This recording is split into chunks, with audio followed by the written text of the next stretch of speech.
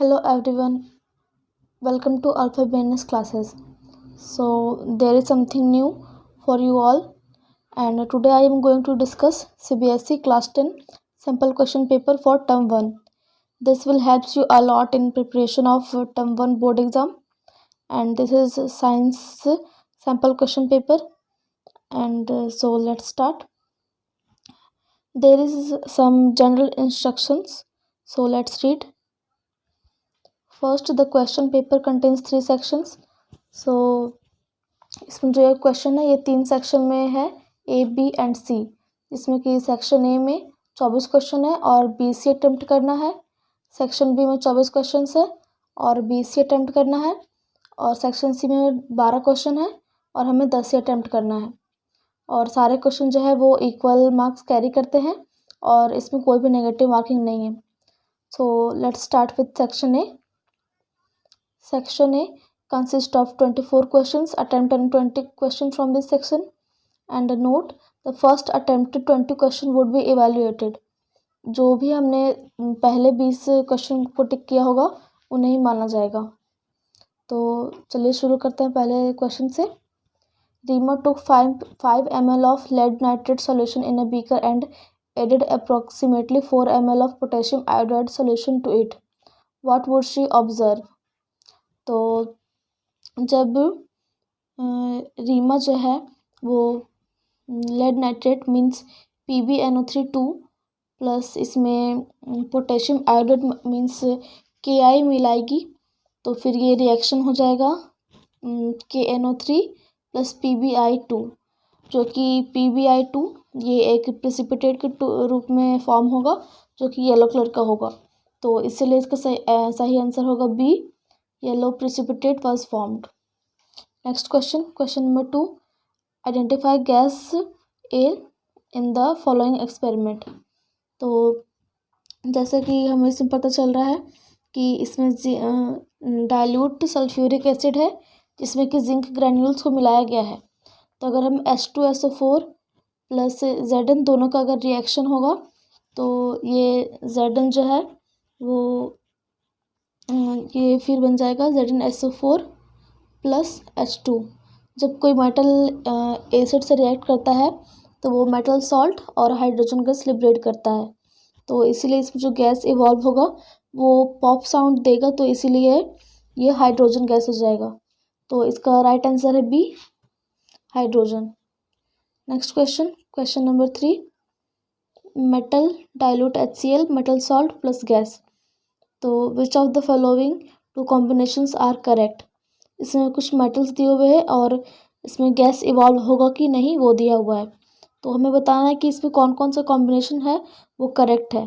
तो मेटल और HCl का तो मेटल मान लीजिए मेटल कॉपर दिया हुआ है और अगर हम इसे डाइल्यूट HCl से रिएक्ट करवाएं तो ये HCl तो रिएक्ट करेगा ही नहीं, क्योंकि ये जो रिएक्टिविटी सीरीज़ होती है वो उसमें हाइड्रोजन पहले होता है और Cu बाद में होता है। इट मीन्स कि हाइड्रोजन जो है वो मोर रिएक्टिव है देन कॉपर। सो 1 तो फॉल्स हो गया। Second one, when HCl reacts with iron it forms metal salt and hydrogen gas. So 2 is correct. Now 3, magnesium. जब डाइल्यूट HCl से मैग्नीशियम मेटल रिएक्ट करेगा तो वो मेटल सॉल्ट बनाएगा और उसमें गैस भी इवॉल्व होगा, तो इसीलिए इसमें थर्ड भी गलत हो गया। और 4, जिंक। जब HCl से जिंक रिएक्ट करेगा तो वो मेटल सॉल्ट भी बनाएगा और गैस भी इवॉल्व करेगा, तो इसीलिए इसका राइट आंसर हो जाएगा D, 2 and 4। Now moving to the next question. Which of the following correctly represents a balanced chemical equation? तो अगर हम इसमें सारे ऑप्शंस को देखें तो फर्स्ट ऑप्शन में इधर प्रोडक्ट साइड में Fe3 है और रिएक्टेंट्स में तो Fe बस एक ही है, तो इसीलिए गलत हो जाएगा। और फिर इधर हम देखें तो ऑप्शन नंबर बी में प्रोडक्ट और रिएक्टेंट दोनों साइड ही Fe Fe के जो एटम्स है वो इक्वल है, और H के भी जो एटम्स है वो इक्वल है, और O के भी जो एटम्स है वो इक्वल है। और C में यह इसमें प्रोडक्ट के साइड O4 है, बट रिएक्टेंट के साइड O बस एक ही है, तो ये C भी गलत हो जाएगा। और D ऑप्शन में इधर तो 8 हाइड्रोजन के एटम्स हैं बट रिएक्टेंट में, बट प्रोडक्ट में बस 2 ही हाइड्रोजन एटम है, तो ये भी रॉन्ग हो जाएगा। तो इसलिए इसका राइट आंसर है B. 5. The graph given below depicts a neutralization reaction. Acid plus alkali gives salt plus water. The pH of a solution changes as we add excess of acid to an alkali. तो इसमें pH value दिया हुआ है और volume of acid added. तो which letter denotes the area of the graph where both acid and salt are present. तो इसमें acid भी प्रेजेंट हो और सॉल्ट भी प्रेजेंट हो। तो जैसे कि बेस में पहले ही वो एसिड ऐड कर चुके हैं, तो फिर इसमें तो सॉल्ट पहले से ही फॉर्म हो ही जाएगा, बट इसमें अगर एक्स्ट्रा एसिड को मतलब मिला दिया जाए तो इसका पीएच तो 7 से कम हो जाएगा। तो इसीलिए इसका राइट आंसर है डी, क्योंकि डी ही है एक ऐसा जिसका पीएच 7 से कम है। Next question number 6. In the reaction of iron with copper sulfate solution, CuSO4 plus Fe gives Cu plus FeSO4. Which option in the following table correctly represents the substance oxidized and the reducing agent? तो इसमें जो substance oxidise हुआ है वो है Fe, क्योंकि ये Fe product में रिएक्टेंट साइड अकेला था, लेकिन वो प्रोडक्ट में O से उसमें ऑक्सीजन ऐड हो गया है, तो इसलिए सब्सटेंस ऑक्सीडाइज्ड में हो जाएगा Fe। और रिड्यूसिंग एजेंट, तो रिड्यूसिंग एजेंट मतलब कि जो रिड्यूस कर रहा हो, तो इसमें रिड्यूसिंग एजेंट वह होता है जो कि खुद ऑक्सीडाइज्ड होता है, तो इसीलिए इसका राइट आंसर हो जाएगा ए, क्योंकि Fe खुद ऑक्सीडाइज हो रहा है, इसलिए वह रिड्यूसिंग एजेंट हो जाएगा। तो इसका करेक्ट ऑप्शन होगा A. Now next question number 7. The chemical reaction between copper and oxygen can be categorised as. जब कॉपर और ऑक्सीजन को मतलब रिएक्ट कराया जाए तो ये प्रोडक्ट के साइड फॉर्म होगा कॉपर ऑक्साइड, तो फिर इसका जो राइट आंसर होगा वो होगा सी, कॉम्बिनेशन रिएक्शन, क्योंकि जब हम Cu और प्लस O2 करें तो ये CuO मीन्स कॉपर ऑक्साइड बनाता है। Now next question number 8. Which of the given options correctly represents the parent acid and base of calcium carbonate. तो पेरेंट एसिड और पेरेंट बेस, इसमें अगर हम ऑप्शन ए को देखें तो कैल्शियम कार्बोनेट का फार्मूला होता है CaCO3। तो अगर हम HCl प्लस NaOH को रिएक्ट करवाएं तो ये CaCO3 नहीं बनेगा। ना ऑप्शन बी अगर H2CO3 पेरेंट एसिड को हम CaOH2 से रिएक्ट करवाएं तो ये प्रोडक्ट में बनेगा CaCO3 प्लस H2O। तो नेक्स्ट ऑप्शन है H3PO4 एंड CaSO4। तो सी और डी, अगर हम इन दोनों को भी रिएक्ट करवाएं पेरेंट एसिड और पेरेंट बेस को, तो भी ये दोनों कैल्शियम कार्बोनेट नहीं बनाएंगे, तो इसीलिए इसका राइट आंसर होगा B. Now next question number 9. How will you protect yourself from the heat generated while diluting a concentrated acid? A. By adding acid to water with constant stirring. B. By adding water to acid with constant stirring.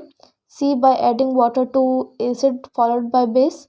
D. By adding base to acid with constant stirring. तो इसका right answer हो जाएगा A, by adding acid to water with constant stirring. हमें अगर dilute करना है acid को तो हमें वाटर में एसिड को डालना रहता है, ना कि एसिड में वाटर को। तो अगला question number 10. Why is it important to balance a skeletal chemical equation? A. To verify law of conservation of energy. B. To verify the law of constant proportion. C. To verify the law of conservation of mass. D. To verify the law of conservation of momentum. So the correct answer is C. To verify the law of conservation of mass. Now next question, question number 11. Carefully study the diagram of the human respiratory system with labels A, B, C and D. Select the option which gives correct identification and main function and or characteristic. तो इसमें हमें respiratory systems के parts दिए हुए हैं और उनके functions, तो उन्हें हमें मैच करना है। तो इसमें कौन सा ऑप्शन सही होगा? तो इसमें ए दिया हुआ है 1 ट्रैकिया, जो कि it is supported by bony rings for conducting inspired air. B 2 ribs, when इसमें जो 2 है वो रिब्स को दिखा रहा है। When we breathe out ribs are lifted. और जो 3 है वो alveoli, thin walls sac like structures for exchange of gases. D 4 ये डायफ्राग्म को शो कर रहा है। It is pulled up when we breathe in. तो इसमें जो मोस्ट अप्रोप्रिएट ऑप्शन होगा वो होगा C एल्वियोली, जो कि thin walled sac like structure होता है जो कि गैसेस को एक्सचेंज करने में हेल्प करता है। तो इसका राइट आंसर है C। Now next question, question number 12. Identify the option that indicates the correct enzyme that is secreted in location A, B and C. तो हमें मतलब जो पार्ट्स दिए हुए हैं 1, 2 and 3 इन्हें पहले आइडेंटिफाई करना है और फिर यहाँ से कौन कौन से एंजाइम्स निकलते हैं उनका सही सीक्वेंस बताना है। तो 1 है माउथ, तो माउथ में सबसे पहले स्टार्च का डाइजेशन होता है, तो इसमें सबसे पहले इसमें अमाइलेज निकलेंगे। और 2 स्टमक में प्रोटीन को डाइजेस्ट करने के लिए वहाँ पे पेप्सिन निकलता है। और फिर 3 यहाँ पे पेनक्रियाज और स्टमक और स्मॉल इंटेस्टाइन तीनों के एंजाइम्स आके मिलते हैं, तो यहाँ पे ट्रिप्सिन जो कि पैंक्रियाटिक एंजाइम है वो यहाँ पे रिलीज होता है, तो इसीलिए इसका राइट आंसर हो जाएगा B. Now next question, question number 13. Opening and closing of stomatal pore depends on. तो ये इसका राइट आंसर हो जाएगा D water content in guard cells, क्योंकि ओपनिंग और क्लोजिंग जो कि स्टोमेटल पोर में होता है वो जितना वाटर रहता है गार्ड सेल्स में उस पर डिपेंड करता है। Now next question, question number 14. The given figure below shows a schematic plan of blood circulation in humans with labels 1 to 4. Identify the blood correct label with its function. तो हमें इसमें जो part इसमें 1, 2, 3, 4 number के साथ दिए हुए हैं उन्हें पहले आइडेंटिफाई करना है और फिर उनके फंक्शंस भी, और इसमें कौन सा सही ऑप्शन है। तो इसमें ए है pulmonary vein take impure blood from body part. तो पल्मोनरी वेन ये नहीं करता है, ये बस नॉर्मल वेना का वो जो होता है वो सारा इम्प्योर ब्लड बॉडी पार्ट से लाता है। Pulmonary artery takes blood from lung to heart. तो next option number C 3 aorta takes blood from heart to body parts. और D vena cava takes blood from body part to right auricle. तो इसका सही option है D vena cava takes blood from body parts to right auricle, यही इसमें most appropriate option है। Next question, question number 15.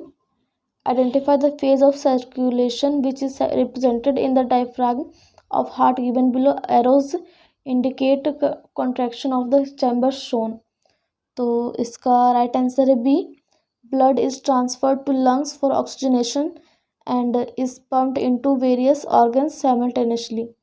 तो blood का यही मेनली फंक्शन होता है कि ब्लड जो होता है वो हार्ट का मतलब सारे बॉडी पार्ट से पहले ब्लड में हार्ट में ब्लड लाया जाता है, फिर वहाँ से लंग्स में भेज के इसका ऑक्सीजनेशन होता है और फिर वहाँ से ये हार्ट में आके फिर सारे बॉडी ऑर्गन्स में जाता है। तो next question, question number 16. Observe the diagram of human digestive system, match the labelling referred in column 1 and correlate with the function in column 2। तो इसमें हमें सारे पार्ट्स को आइडेंटिफाई कर, मतलब कि इसमें जितने पार्ट्स दिए हुए हैं उनके फंक्शन को आइडेंटिफाई करना है। तो इसमें 1 जो कि माउथ है, ए लेंथ, तो इसमें कॉलम 1 को कॉलम 2 से मैच करना है कि इसमें इन बॉडी पार्ट्स का जो है वो सही फंक्शन क्या क्या है। तो जो ऑप्शन 1 है इसका सही फंक्शन है B, initial phase of starch digestion. यहीं पर सबसे पहले स्टार्च का डाइजेशन होना शुरू होता है। और in part 2 it is liver, और फिर लीवर में ये होता है C, increase the efficiency of lipase enzyme action. क्योंकि जो बाइल होता है वही, मतलब बाइल जूस जो कि लीवर से प्रोड्यूस होता है वही हेल्प करता है increase in the efficiency of lipase enzyme action. Now next part three जो है उसका करेक्ट मैच है D, this is the site of the complete digestion of carbohydrate, protein and fats, it is small intestine. Now part 4, इसमें इसका right time match होगा A, the length of this depends on the food the organism eat, so the correct option is B. Now next question number 17, which of the following mirror is used by a dentist to examine a small cavity in a patient's teeth? तो इसका right answer है C, concave mirror.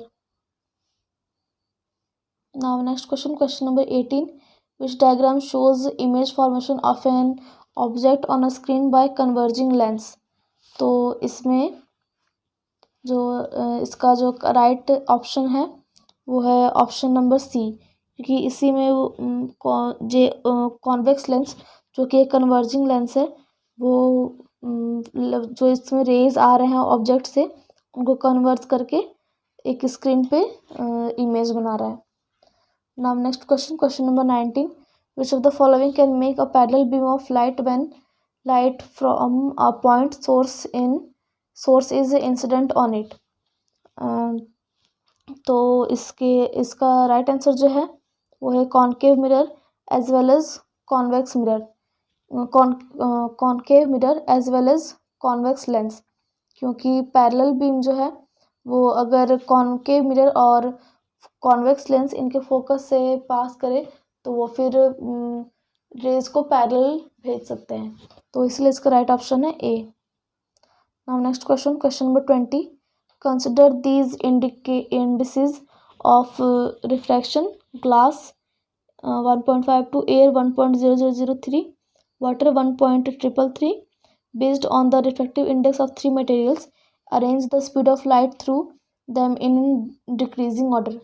तो as we know that जिसका refractive index जितना ज़्यादा रहता है वो उतना ही डेंसर रहता है, और डेंसर मीडियम में स्पीड ऑफ लाइट कम हो जाता है, तो इसलिए इसका राइट ऑप्शन है C, the speed of light in air, then the speed of light in water, then the speed of light in glass. क्योंकि सबसे कम जो रिफ्रैक्टिव इंडेक्स है वो एयर का है, तो इसलिए सबसे फास्ट एयर जो है वो लाइट जो है वो एयर से पास करेगा, देन वाटर एंड फिर ग्लास से। Now next question number 21, if a beam of red light and a beam of violet light are incident at the same angle on the inclined surface of a prism from air medium and produce angles of refraction R and V respectively, then which of the following is correct? So इसमें correct option हो जाएगा D, इसमें जो angle of refraction जो होगा दोनों red light और violet light का, उसमें जो वायलेट लाइट का रिफ्रैक्शन होगा वो ज़्यादा होगा। तो next question number 22, examine the above figure and state which of the following option is correct. One small box in the figure is equal to 1 centimetre. तो इसमें ऑप्शन है A, the mirror has a focal length of -6 centimetre, will produce an image of magnification +1। B, the mirror has focal length of -3 and will produce an image of magnification -1. C, the image has a focal length of -3 cm and will produce an image of magnification +1. D, the mirror has focal length of -6 and will produce an image of magnification -1. तो इसमें इसका जो focal length हो जाएगा वो हो जाएगा -3 centimetre. As you show यहाँ पे इंस्ट्रक्शन में भी दिया हुआ है कि ये जो वन स्मॉल बॉक्स है ये 1 सेंटीमीटर के इक्वल है, तो यहाँ पे F पॉइंट है तो इसीलिए इसका फोकल लेंथ हो जाएगा -3 सेंटीमीटर। और फिर इसमें जो इमेज है वो, और इसमें जो ऑब्जेक्ट बनेगा वो उसका मैग्निफिकेशन हो जाएगा -1, तो इसलिए इसका राइट ऑप्शन है B. Now next question number 23, the angle of incidence from air to glass at the point O on the hemispherical glass slab is. इसमें हमें एंगल ऑफ इंसिडेंस बताना है कि क्या होगा इस जो हेमिस्फेरिकल ग्लास स्लैब है वहाँ पॉइंट O से, तो इसका राइट ऑप्शन हो जाएगा बी 0 डिग्री। Now next question number 24, and this is the last question of section A. A prism ABC with BC as base is placed in different orientations. A narrow beam of white light is incident on the prism as shown in the below figure. In which of the following diagrams, after dispersion the light, the third color from the top of the spectrum corresponds to the color of the sky? So the correct option is B, क्योंकि इसमें base BC है और जब रे जो है वो AB से आएगा तो AC से फिर वो डिस्पर्स होकर बाहर निकलेगा, तो इसलिए इसका राइट ऑप्शन होगा B.